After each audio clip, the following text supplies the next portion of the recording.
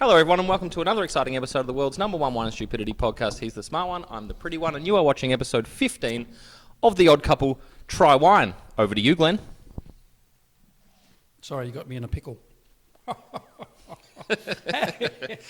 Welcome to episode 15. We're banging them out there. Banging them out. It's like once a week. Bop, bop, bop. So popular has it become. I'm surprised we can actually do one a week because it takes so long to respond to all the questions and everything else that's going on globally about the show. So there we are. Good, that's exciting. What are we drinking today, Drew? I have no idea because you bought the wine today. So what are we drinking today, Glenn? We are drinking a region today. Ooh. And it's a region that has been spoken about on this show several times. And I'm going to try and prove myself correct. Oh, is this your dirt thing? It's my dirt thing. So that means it's the Yarra Valley? We are in the Yarra Valley. I love the Yarra Valley. It's where I learnt about wine. Okay. Yeah, so I learnt to play golf, basically on the Mornington Peninsula, but I learnt about wine in the Yarra Valley. Back in the early 90s, I was in a relationship, and my family never drank wine. Irrelevant. There was no wine knowledge at all. And this gorgeous lady was a wine drinker, quite sophisticated, way more sophisticated than me back then. And so we used to, once a fortnight, go out to the Yarra Valley. Vanessa. Sandy. Catherine. Yep. So Was she before or after Tom? It doesn't matter. Carry on. Okay. So I've said many, many times on this show, I can taste the soil of the Yarra Valley in their wine. So Drew doesn't believe it. So I've got 3 reds from the Yarra Valley. We're going to try them. We're going to see if we can taste the soil. We can see if we can taste or pick the values. We've got a Cabe Merlot, a Pinot, and what's the middle one? Is that a blend as well? Shiraz Vonier? Shiraz Vonier. So 3 different styles of reds. Oh, and so the Vonier's popped up again. Yes. Which was from our wines that you nor we have ever heard of, or you don't see very often episode. There we are. So this is a combo. So we have linkage back to other episodes. Linkage. They working it beautifully. So that's what we're going to do today. And what else do you see on the desk bar? Wine glasses. Wine glasses. Yes, big investment. So pick these up and the wine at Dan Murphy's in Mornington. Big shout out. Very busy there today. It always is. Big queue at Dan's. So I've downloaded the app. So I got my discount for showing the barcode. Oh, cool. Yeah. So I'm really happy at the moment. Yeah, I'm a member there, but bucks. Yeah, cool. Yep. Where would you like to start? We can start anywhere you wish. Let's leave the Pinot. Let's try the Shiraz Vonier. Lovely. Shall we? Now, this is... Oh, I have learned how to pronounce it. Yeah, you have. Where's this wine from? The Yarra Valley. Yeah, which winery? Oh, this is a Yearing. Yearing. Well, they're missing an A. And Year is spelt Y-E-A-R. just to show how convoluted this can all get and then all come back together, I think it's called serendipity, isn't it? When sort of things happen for a reason. Drew has put together the lovely little platter here, and the cheese that's on there is... Shadows of Blue. Fantastic, from Gippsland. I introduced Drew to that during his blue cheese experiment. Induction. Never ate blue cheese till I got him onto this stuff. First time I ever tried Shadows of Blue was in about 1989 at Yearing. Yep, at that particular winery. Went there for lunch. This came out. We all sat around and went, what's this cheese? Amazing stuff. So there we go. That's what, 30 years ago? Over 30 years ago. And that is a fantastic cheese. I'm not really sure. I stopped listening. Yeah. They do a great lunch at Yearing. Oh, that's got a nice nose on it. Substantial legs. Yep. Beautiful, isn't it? Yeah, actually, that's really nice. And I'm not a deep red person, but it's... Oh, that's unctuous. Sweet, but not too sweet. What's unctuous mean? Unctuous, lovely, gorgeous. Oh, okay. Oh, that's blackberry. That's big. Big black berries. Yes, big mouthfeel on that. Nice tannin. It's sweet, but it's not a sickly sweet. No. I guess like that when you have berries and there is a sweetness there. That's yum. You won't like it because this hangs around in the mouth. Yeah. This coats your mouth and just sits there and goes, "What do you reckon? How do you like me now?" It's thick and it does hang around. I think, but if you like that stuff, if you like a very, very big red, then that's good for you. Oh, that's It's not my gorgeous. preference. Oh, get the nose going. Get the nose going, guys. And you can pick up some smokiness in there on the nose. Oh, and everyone has supposed to have started the challenge, although we didn't put it out. Again, Glenn's global audience that he communicates was like, we're buying the wine, we're watching to where you explain which wines you bought, then buying the wine, and then coming back and drinking it with the podcast. Yes. Each to their own, Yeah. but it sounds like a fun game, I guess. That's how we can do it, which is why we call out the retailer that we have purchased them from, so you know you can go to, on this occasion, go to Dan Murphy's and you know that these are going to be there. So there we are. Did you pick up that lovely ash in there on the nose? No. Beautiful.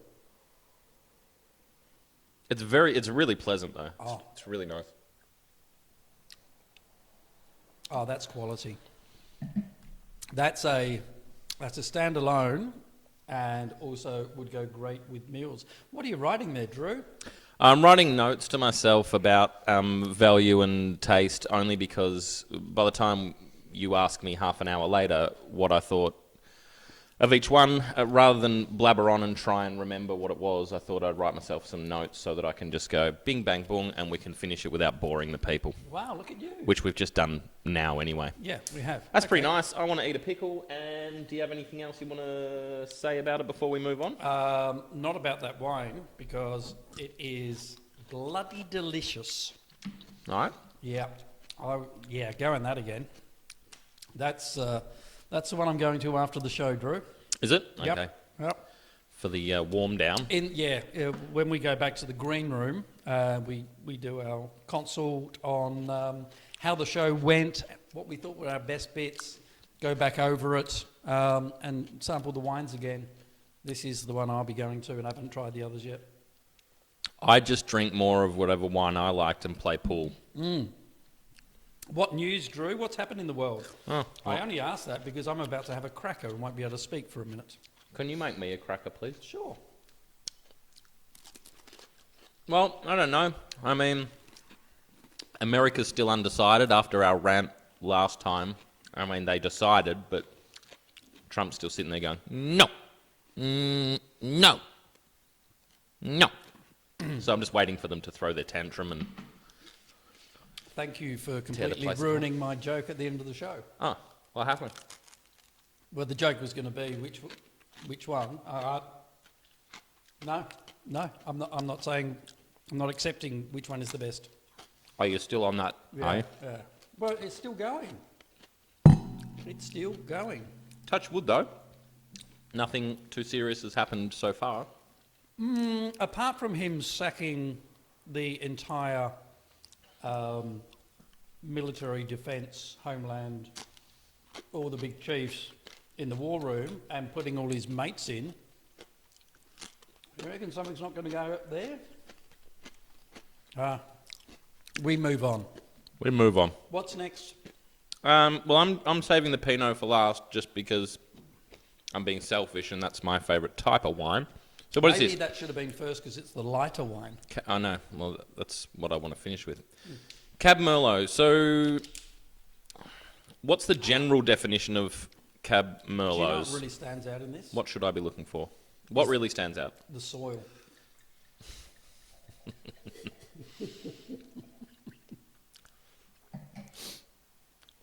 I'll admit, I can't taste Yarra Valley soil in that because there's so many other things going on in there, brilliant flavours, that no, it doesn't really stand out.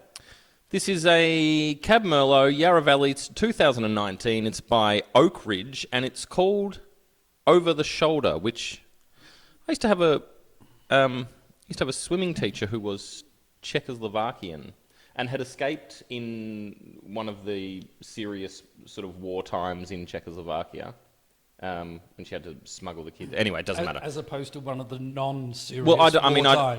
I guess in a very serious There's time. a war going on. Don't worry, it's not that serious. She'd escaped to Australia, and she always used to say stuff that would concern or make Australians anxious, whether it was in business or whatever it was. She used to go over the shoulder, over the shoulder. Ah. She just didn't. She was just like, hey.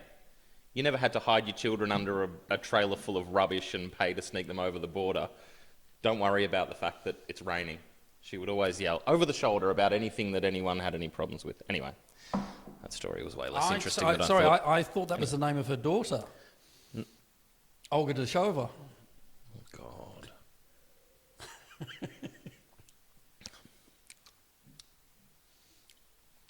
Less sweet, See, less flavourful. Less nose. The lesson we're learning here is go from a light red to the heavy reds. Because we've just gone with a big, bold, gutsy red, and this one just sort of, it pales in comparison. It just doesn't have the flavours to compete. And so...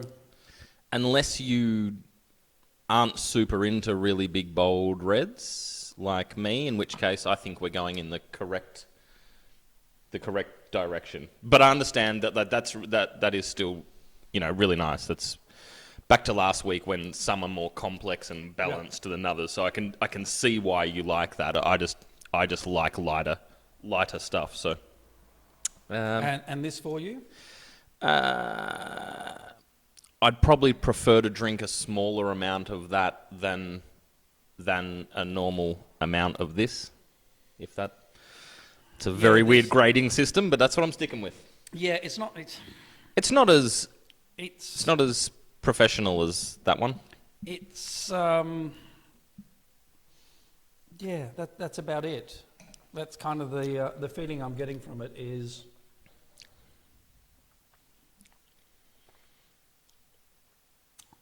it's not doing a whole lot. They're watching for wines, and they're watching not to hear us go, yeah.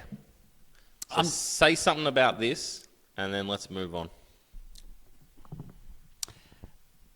You're doing great, by the way. You're doing really great. Needs a bit of age, I think. Ah, okay. There we go. I probably needs to be cellared, but in saying that, it's got a screw top, so cellaring won't do anything for it. Not a whole load of age about. Move on. For people like me, why does cellaring and aging not do anything for screw tops as opposed to corks? Obviously. Because they're hermetically sealed. So a screw top, bang, that's it. There's nothing can get in, no air can get in. But a cork is porous, so the air can pass through, which is why wine becomes corked, because it then reacts. But it also allows a bit of breath and a bit of movement. So it's like a very long, slow... what do you call it when you tip it out into one of those things to aerate it? When you decant it. Yes. It's like a very long, prolonged decanting. Oh, no, it's just an aging thing. Wine ages in the bottle, whiskey doesn't age in a bottle. Whiskey ages in a barrel. Whiskey ages in a barrel. If you buy whiskey and... Buy a barrel. Let's say you got a Chivas Regal, and you go, wow, that's... What is Chivas? It's a blend. 20, 25 years old or something? Yeah. You know what? I'm going to keep this for 20 years. It's going to be fantastic. No, it'll still be the same age as it went into the bottle. Yep. Whiskey ages in the barrel. As soon as it goes into the bottle, end of story. Wine, on the other hand, will age. Mm-hmm. And if a winemaker wants its wine to be settled and get some age about it, they will generally stick a cork in it. That's what I've been told by winemakers, because I've asked the question all the time. Why do you do cork? Why do you do screw top? We should do more corks. Yeah, we can. Maybe we splurge one day and spend $300 and go for $100 wines. Sure. Yeah? Happy to do that. Okay, we'll do that. I mean, one now day. in the popularity of the program, we now have the budget to do that easily. Yeah, well, I've had a look at the advertising revenue that's coming through, and we're close to reinvesting. Maybe some wineries would like to provide us with some corked $100 wine and have the entire show talk about them. We'll still say if it's bad or not, because we're not corporate sellouts, man. Yeah, man. Yeah. You know how much we're not corporate sellouts? I'm not saying... And Totally going to smoke a cigarette. Not saying this is bad. It just hasn't quite got anything going for it at the moment. Yeah, cool. All right. Yeah. So yeah, I agree. Okay. I agree. Oh, I'll have to finish it. Cover for me. Oh, you still have to finish it. Oh, can we sing? Are we allowed to sing? How good was our song last episode? Last one. 3 little Pinot, 3 different Pinots countries. from 3 different countries. I like that. I just met a muso. Mm-hmm. Yep. He played with the Perry Como band back in the 70s. Don't say any names or anything because we can't get a release. No, just that. And favourite Perry Como song? I don't know any, but my dad really loves him. I'm not a fan. I mean, I don't. I'm sure that I like. To dream the impossible dream. Is that Perry Como? To hide the unbeatable sorrow. Oh, the Honda song. That's the one, the Honda song. Okay, what is it? Which movie is it the soundtrack to? Oh. It was actually a novel, but obviously Perry Como didn't sing in the novel because the novel was written 500 years ago. The author is Cervantes. Well, he didn't not sing in the novel because it was done earlier. You can't sing in a novel. The time it was written is irrelevant. No, but the book was written... It's like saying, oh, Metallica didn't sing in the Wizard of Oz book because it was written in 1890. Yeah, but they weren't born, so how could they? You can't sing the book. All right. Man of La Mancha. Not sure how well this is going. Do you know the Man of La Mancha? Do you know who Swings that and is? roundabouts. Last week was really good. You should. The movie's Man of La Mancha, If you're stopping it now, go back and watch which episode is about 14. Don Quixote. Mm-hmm. Don Quixote. And his offsider, Sancho Panza. The Man of La Mancha. There we are. So, Dream the Impossible Dream, Perry Como. We've just filled in another 30 seconds of uselessness. Shall we go and have some Pinot? Moi. Nothing else has really happened in the world of late. We've got out, and although we banged on about how we were going to go out and visit and support all of our friends with pubs, it did take a couple of weeks because we were very busy with work. But in the last week or so, we've been out. We've been to God's and seen Dean. We've been to Girl and Bull and seen Michaela. We've been to CB's and seen the crew down there. And it's odd. It's odd and weird, but really enjoyable. So I hope everyone else is enjoying it as well. Get out there. At this point, I will bring in my theory of Stockholm Syndrome. Now, for you people out there and him who don't know what Stockholm Syndrome is... Sorry, I do know what Stockholm Syndrome is. Thanks. Oh, please, like the audience who don't know. Acrobatic Wine Tasting is the new podcast coming to a station near you. Well, it's... Oh, wait a sec. No, I might be confusing it with Munchausen syndrome, which is the one where you... No, what's the one where you're you become... the person who's kidnapped you, you start to become friends with them or have a love for them and understanding, and oftentimes people who are kidnapped or held as war prisoners for a very, very long time become so conditioned that... Is that Stockholm Syndrome? Oh. Look at that. There we go. And who was it named after? Who was the... Jerry Stockholm. who was kidnapped and did that? Paddy Hearst, of course. Paddy Hearst. Hearst. Famously, they named the Yes. paddy wagon after her. They named the paddy wagon after her. No, because she was kidnapped, and then ultimately she went on doing the bank robberies with them. Oh, right. Because she'd swapped over and bank. Yep. The reason I'm discussing this is I reckon we, particularly here in Melbourne where we've been in lockdown for 18 years, we all have a level of Stockholm Syndrome happening that as soon as they opened up and said, okay, you can start to go to the pub again, you can start to see your friends, you can have some visitors come over, we all went... Wait a sec. Wouldn't Stockholm Syndrome... Maybe tomorrow? No, because the captive, someone who's held me captive... Yeah. ...is... Dan Andrews. So he should, by definition, we should all vote him in again next time because we've come to love him from locking us inside the whole time. And we've come to love Dan Murphy because of the wonderful selection of reasonably priced wines. No, we've been held captive by... Corona. So we love Corona. But being in lockdown and having to stay home, that when we're suddenly told you can go out and do things, you would have thought there would have been this great stampede of people. You would have heard it. Oh, look, I think there was to an extent. Everyone goes out. Yes, a lot of people are a little bit anxious about it. In my experience, most people went, yeah, maybe Thursday or Friday I might pop out. Yeah. And then even when you do pop out, you sit there going, I'm not really comfortable sitting here because Do we hug? Do we still just elbow five? What do we do? It's so weird, but it's good. But it's a bit of, that's why I say it's a bit of a Stockholm Syndrome going on. That's why it's been so nice that we live so close to each other and that we've been able to maintain our maintain our socialism.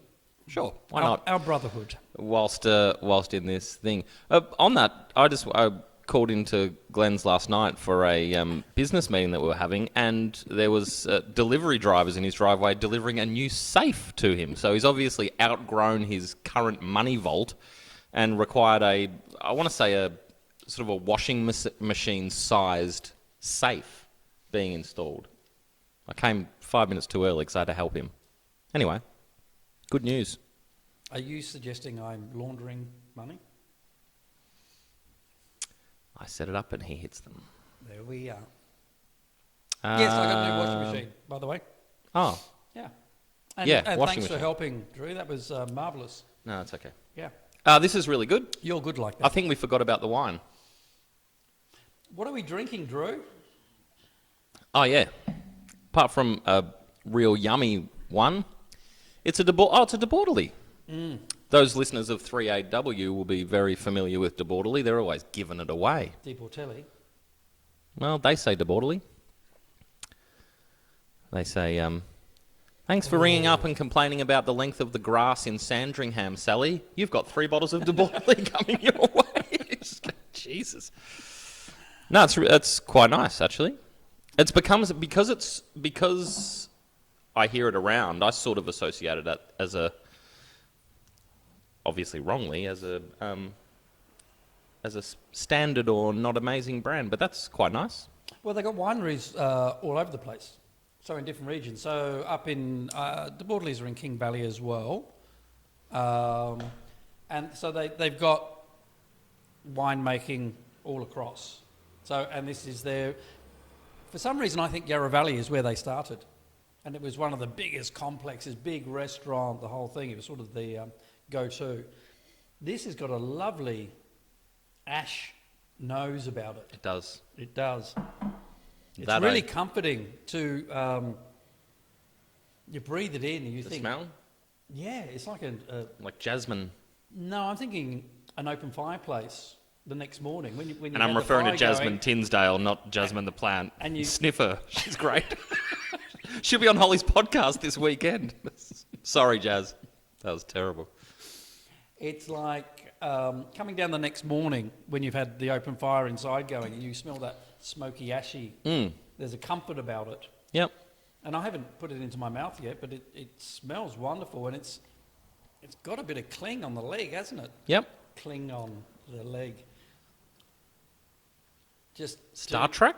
Star to, Trek to all our reference? Trekkies out there. Oh, Yeah. Look, we embrace everyone. Yeah, we're not. Sure, the Trekkies, Everyone's the welcome to Star drink Warsies, wine with us. the Yep. anime people, the ones with legs. It's nice, isn't it? Yeah. That's nice. Got some Oh. nice dark berries in there as well. A little bit lighter, much lighter than the... Oh, that soil is just coming through big time. Ah. Oh, because the soil there is so rich and fertile. Oh, volcanic. Organic. Organic volcanic. Is there a volcano? I don't know. No, I'm thinking of Red Hill. No, I'm thinking of, is it King Lake? Which isn't too far. Wasn't that an old volcano? I don't know. Oh. Anyway, for those who are watching this internationally, the Yarra Valley is... So we've got Melbourne. It is northeast of Melbourne, about an hour. Beautiful. If anyone's been over, any tourists who've come to Melbourne, they would have gone to Hillsville Sanctuary, where all the marsupials are. So you would have driven through the vineyards on the way to Hillsville Sanctuary. That's the Yarra Valley. There we are. Can we... What? Are you writing me a note? Oh, okay. He's going early. Do we mention... I know it's a wine show. Can we mention Four Pillars Gin? Are we allowed to do that? Are we? So good. Can we mention... Has anyone tried Four... You have? And you have? Oh, 2. fantastic, isn't Hey. it?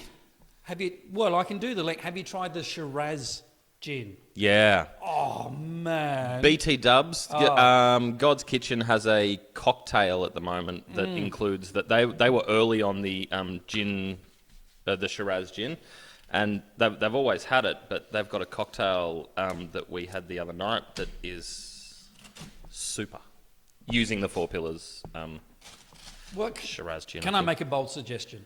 Sure. We've done a load of wine. Maybe we have a break. Now, we discussed this, I think, episode 3 or something, because after episode 3, we were going to a gin tasting. Yes, remember that? Was that episode 3? Or was that Yeah, I think it was episode 3. We went to a gin tasting.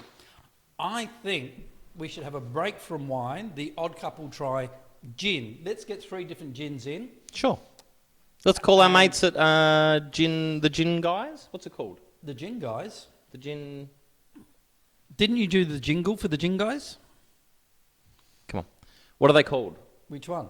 The guys we met at the We met tasting.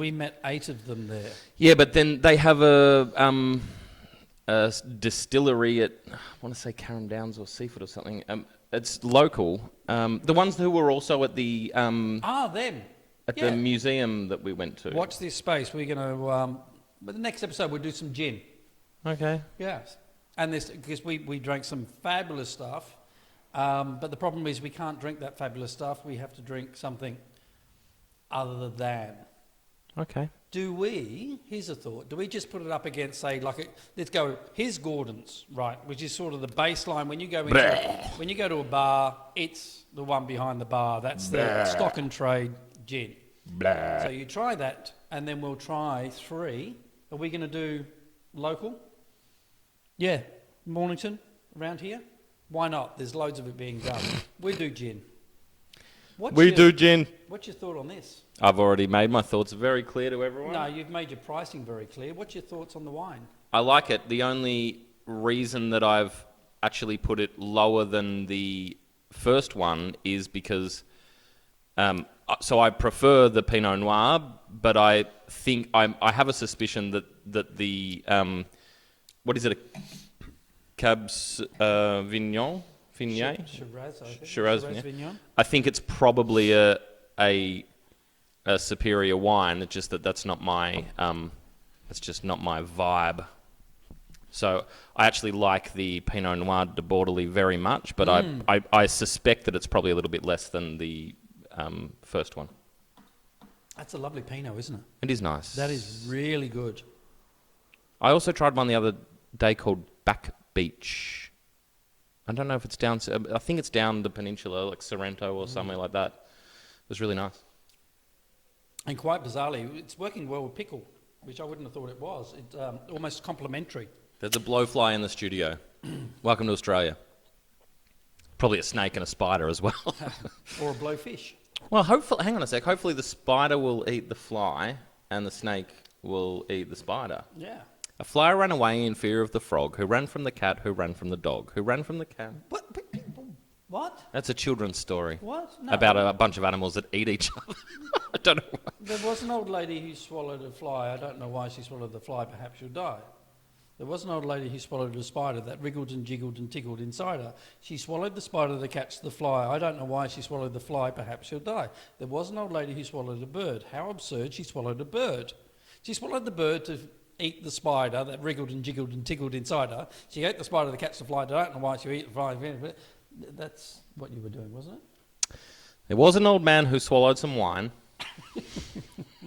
This is lovely. Then he Pinot talked Noir. about it online. De Bortley, thank you very much. This is a wonderful. Are we doing? You've done your pricing already. Oh. That's my vague pricing. How did I do?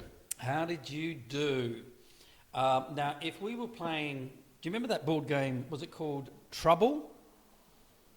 Where you would put... You can pop a lot of trouble on the pop-o-matic bubble.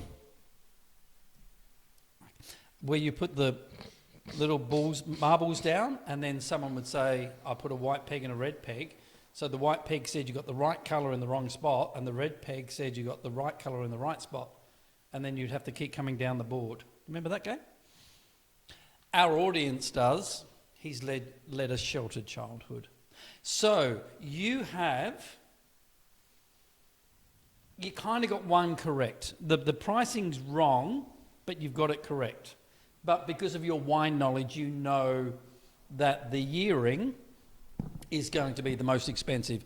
It is abundantly obvious to even mildly knowledgeable wine people, Drew. The yearing is just so big and bold and complex and flavoursome and leggy and rich and unctuous and all of those sort of things.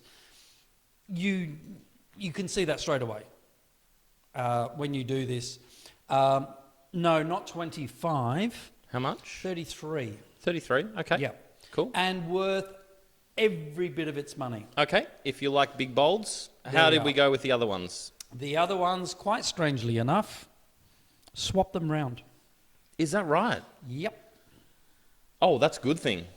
I mean, they were already written off. There we go. Okay, so 20, 33, and the De Bortley 15. Pinot 15. Well, that's a nice Pinot for 15.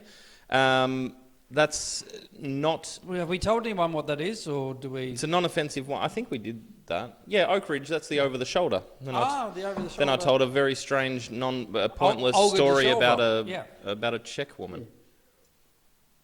So I'm going to make a call here. Sure. The best wine here is the yearing. Magnificent, far superior. However, the best value wine here... The best, depending on how you want to look at it, you'd actually say that the best wine here is the De Bortley Pinot Noir. What it's delivering at $15 is fantastic. If you only have $15 to spend and you want to buy a Pinot that is traditionally more expensive than a lot of other varieties, go and give that a crack. Cool. So if you like really big, bold reds that are deliciously balanced, that's definitely a superior wine. That's really, really nice. And 33, you say it's all its money or a bargain? No, it's on the money. It's on the money? If you're having a big T-bone steak with chips, just think of big, rich meat, red meat, rare meat, could be roast beef, but a big T-bone. Sit that with it. Oh, man, there's a match made in heaven. The De Bortley Pinot Noir, excellent value, $15, Dan Murphy's. And we haven't used the term for a while, but completely non-offensive, objectively still a nice wine. It was just placed against a couple that one on the day. It's so not a bad. 25. It's not a bad wine. It just isn't what the other two are. Thank you to Oak Ridge, thank you to Yearing, and thank you to Bortley. Thank you, as always, to Dan Murphy's. Thank you to Glenn, and thank you to you. Yes, thank you to you. And here's the thing: go on to download the Dan Murphy's app, and you can order all of these straight off the app. Be home delivered. By the way, I do the Dan Murphy's home delivery all the time, and they are 100%. No, I realise that we're banging on about them, and we're not trying to do that on purpose. But during the pandy, when we were in full lockdown, I was 24/7 ordering from Dan Murphy's, and I assume it's still the same process. But they send it out on one of the apps that delivers Uber Eats and like that, and Yep. it comes really, really fast. Like I was ordering wine at 11 o'clock and having it there by 12 or 11:30. So if you wake up and you still a bit hungover to drive to Dan Murphy's, which was mainly the thing that happened to me, just order it, get it out there. It's another $10 or something. their delivery service and online service is so good. Drew was ordering by the glass. Thank you for watching episode 15 of The Odd Couple Try Wine. We really appreciate your time and your input. Please comment, please subscribe. We're doing that now, but, whatever. But we're going to do some really interesting things. Now that we're allowed out, we're going to retake up some of the wineries who invited us out right before the pandy. We will do gin, and we will do some vodka and whiskey, because that's my jam, and we hope that you will watch, and thank you very much. And we're going to go over here and have some wine sorbet from the original wine sorbet company. That is a thing that's happening. There's not a lot of details yet, but it's happening. Tried a delicious... We win summer. Thanks, everyone.